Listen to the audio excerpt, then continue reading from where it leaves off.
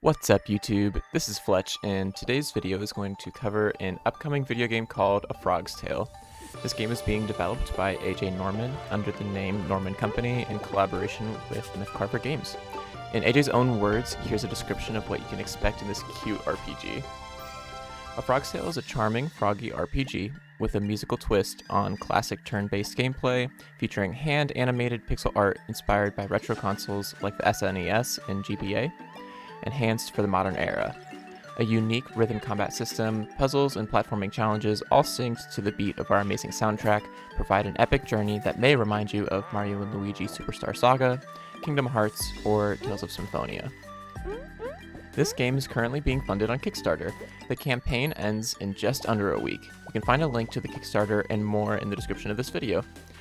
We'll also talk about the Kickstarter later, near the end. Alright, enough of me talking. Let's watch the Kickstarter trailer together, and then we can take a look at some game assets and art that AJ sent my way.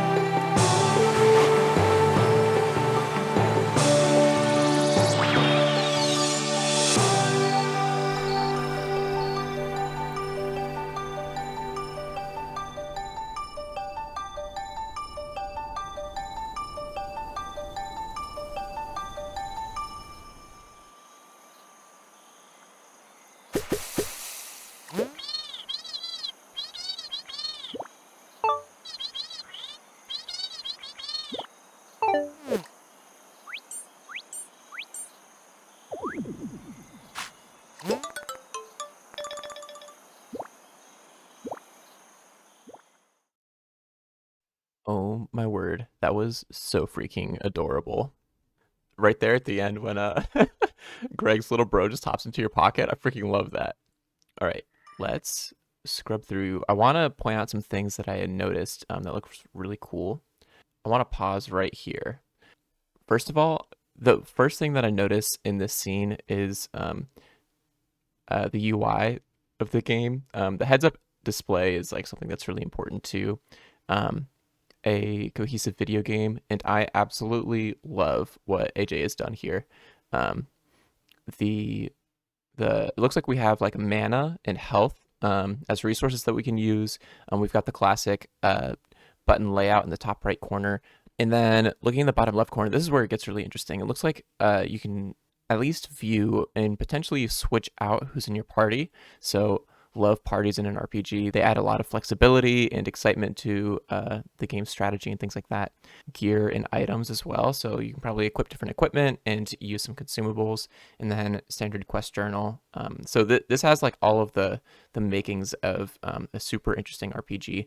Obviously, the graphics, the hand-drawn pixel animations and things are so cute, and it looks like later on we get some of these like hand animated cinematics as well.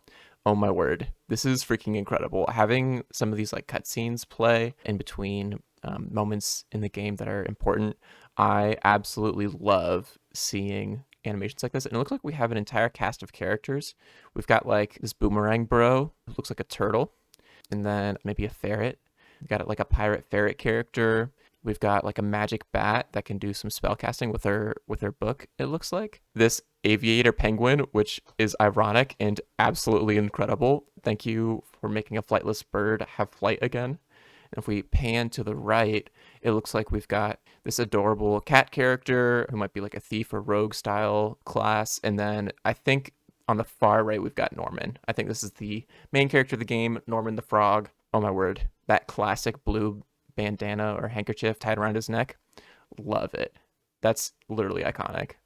And then I'm presuming that this cardinal friend is not our friend, in fact, but actually the main enemy and antagonist of the game. Looks like there's some sort of ancient relic that has some sort of magical power, and it's probably used for evil purposes. So that's pretty interesting. Let's see what else we can find. Oh, right, the combat system. This is so cute. I think this is like rhythm-based combat. So if you listen closely, you can hear like the counting down in time with the music, and then as the A button flies over the hit circle, it looks like you can like time your attacks to do extra damage, or maybe if you miss the circle entirely, you miss your attack. But I love that there's like rhythm mechanics in this RPG. I think that's really unique. Let's take a look again. Right, so we're gonna choose how we attack. We're gonna choose our style of attack. Yeah, it's like 1, 2, 3.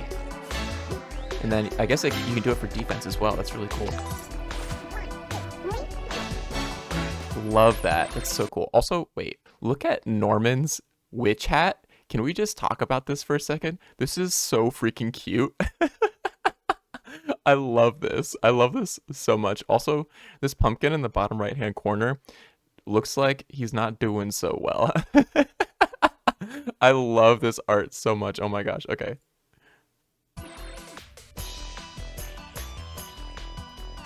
Nice. And then there's like platforming sections, maybe puzzles to solve. Oh, this world looks so engaging. It's like a top-down 2.5 dimension thing we got going on. Here's a like a pixel art cutscene, and then like a hand-drawn, more clean style. Oh, all of this looks so good. All this looks so good. All right, I'm gonna pause again because we left the battle section, and let's see what else we can find as we scrub through here. So we've got like puzzles. Look at this. Norman's gonna rotate this column, and then it's gonna lock in place, and it's gonna unlock this main temple door and grow some lily pads. So this is really intriguing to me as well. That there's like not only like rhythm-based combat mechanics, you've got your classic RPG elements, but also like top-down platforming and puzzle elements. It's got all of the things that I love to see in a video game. AJ is like doing everything that I would absolutely love to interact with in a game. Looks like similar to Paper Mario, you can attack an enemy in the main world before entering the battle scene, and that'll do some early damage or give you an advantage in some way. So I think that's really cool. Let's keep going. See what else we can find.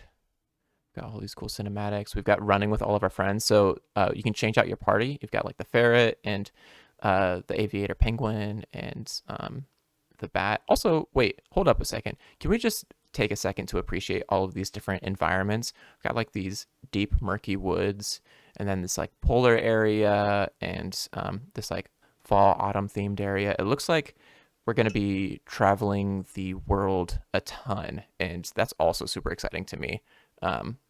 seeing that there's like a ton of different environments. We've got a train, heck yeah, a Wild West style area. Oh, this is so good. And then Greg's little bro pops into our pocket. Okay, cool, cool, cool, cool. Okay, so that's the trailer for you. Those are some of my initial thoughts after watching that with all of you as well. I'm going to look through the folder of art and animations and things that AJ sent my way for us to take a special peek at during this recording, and we'll be right back taking a look at some of those.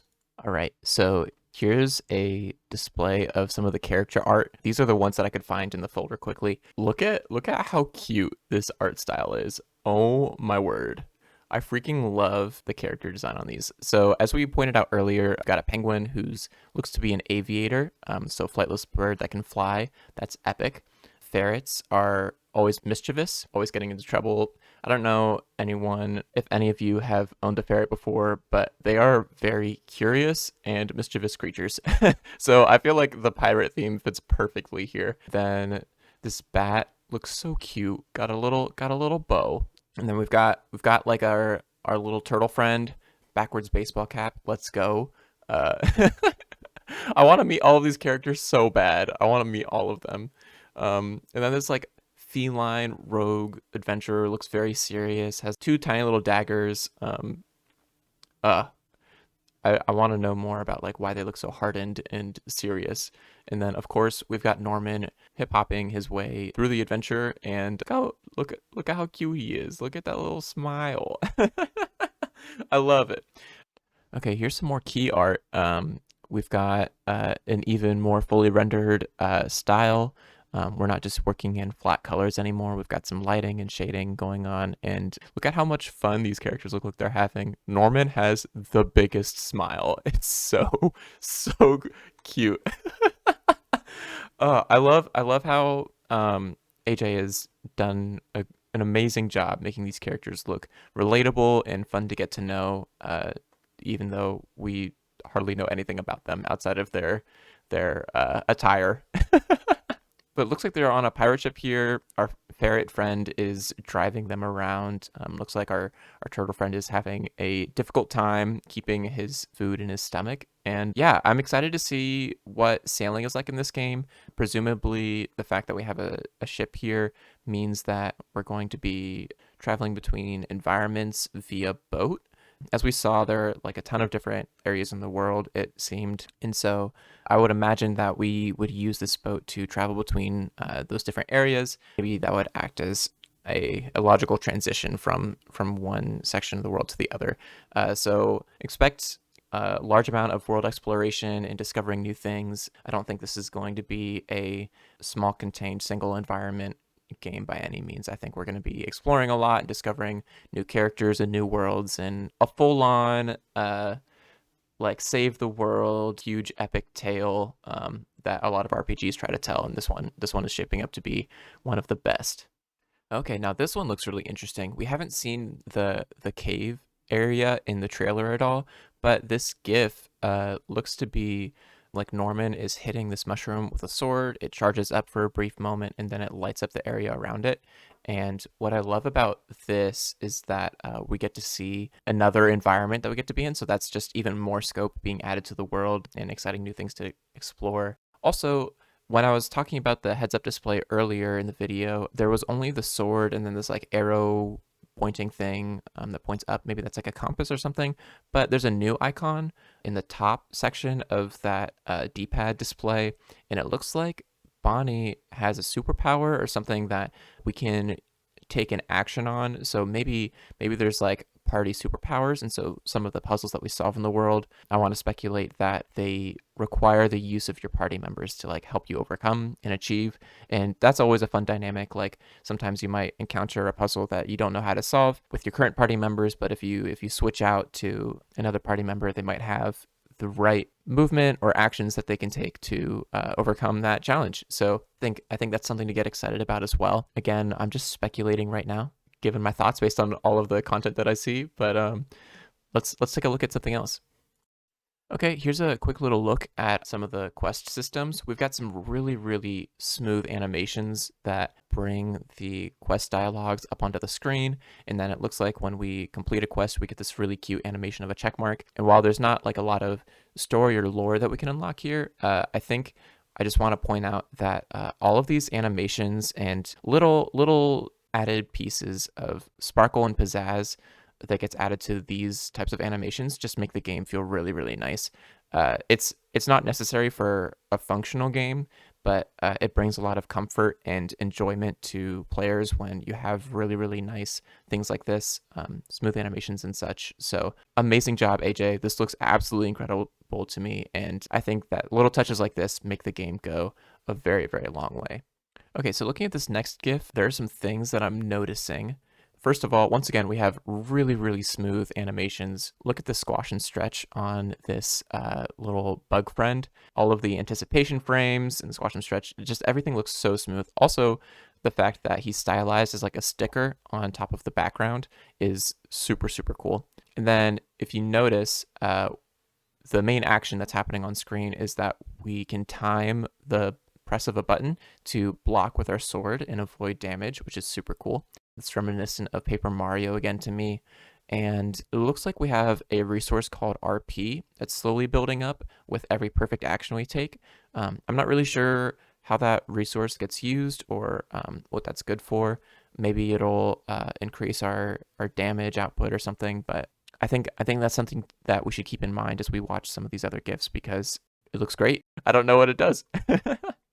Okay, and here we have a closer look at the attack animations. I love seeing the wind up and like struggle to hold the muscles in place that Norman has. It gives a little bit of life to this scene. Again, just more of that like little polish that these animations add just make the game feel so, so good.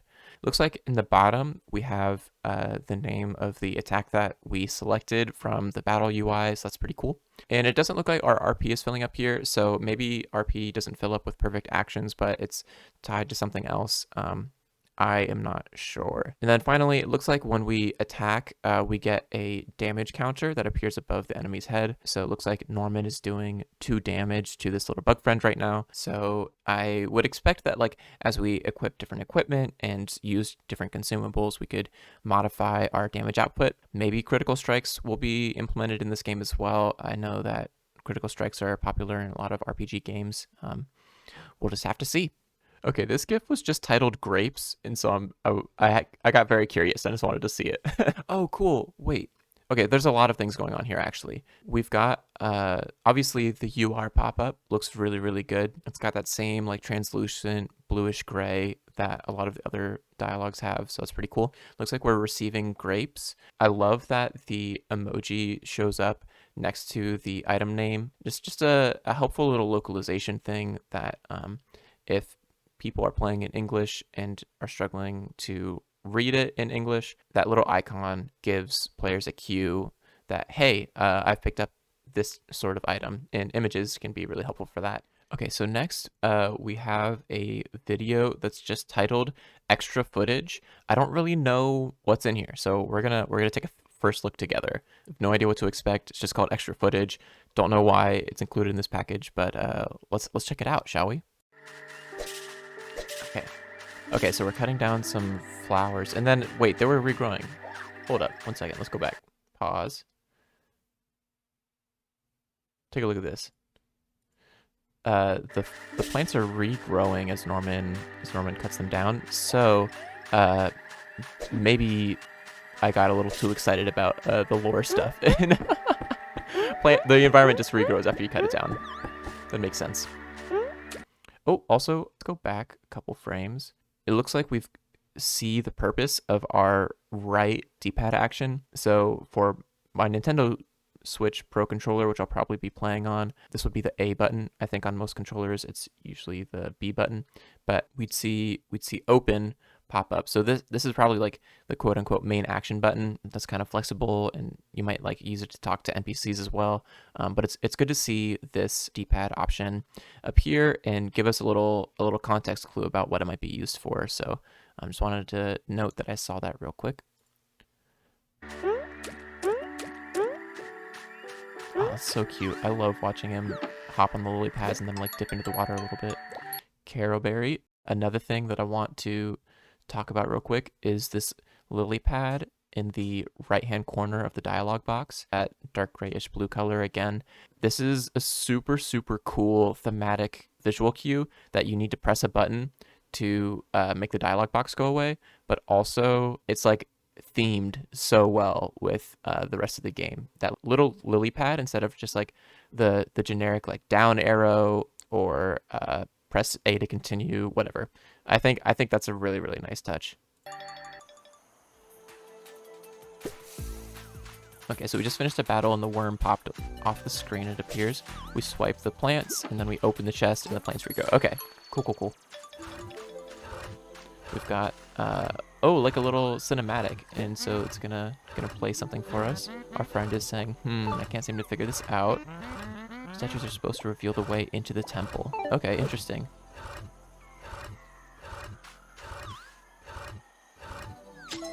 Okay, cool. So it looks like that's one of the first puzzles. That's where we meet our turtle friend. Oh, look at this platforming nightmare. Okay, here we go. Super cool. I love that. And spikes with a little bit of anticipation so you know they're coming. That's great.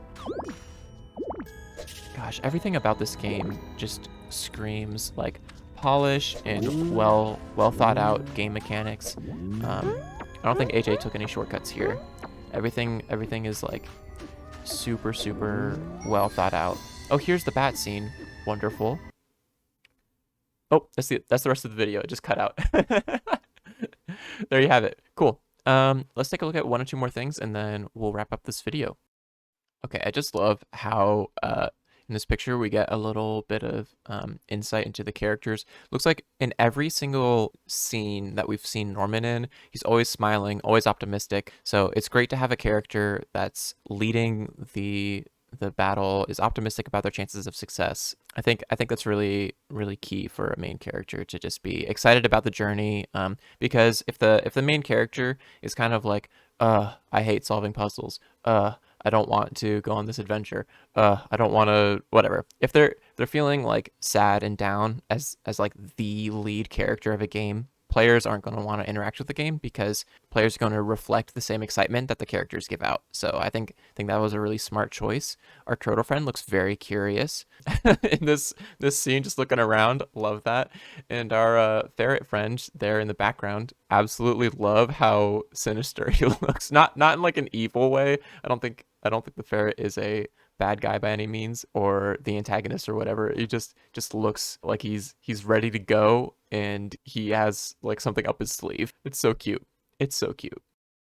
Okay, very quickly, we're going to take a look at the Kickstarter page. This is the page. It's linked down below in the description of the video, so please go make sure you check it out. I'm recording this a few days before the game releases, but when the game does release, you'll have about 6 days or so to go fund this project.